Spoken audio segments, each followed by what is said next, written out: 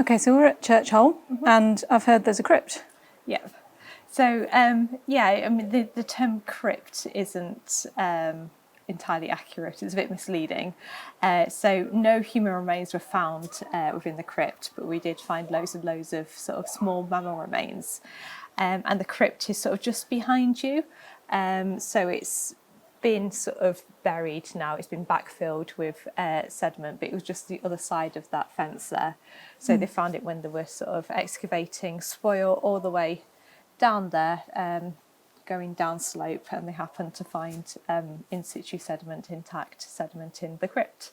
In the sediment, there's just huge amounts of tiny mammal teeth and bones. So this is just some of the material from part of that bag. Wow. And there's so many more bags in the collection store as well. So yeah, just huge amounts of like small mammal material.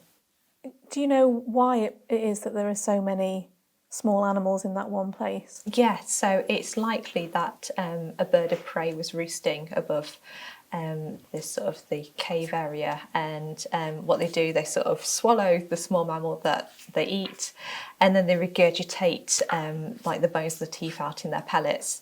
And we've been lucky enough that it seems for quite a long time birds of prey were roosting above there and regurgitating their food, and that's really good for us because we've ended up with such rich material. Just in here, I've sort of started to identify some of the bones and teeth. So we've got what have we got? Narrow skulled vole, we've got water vole, collared lemming, Norway lemming, bank vole as well, and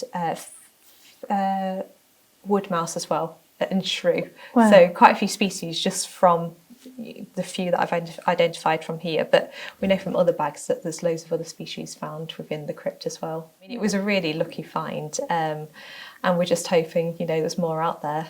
Of course, we won't know unless we try, and that's why we still have excavations continuing even to July.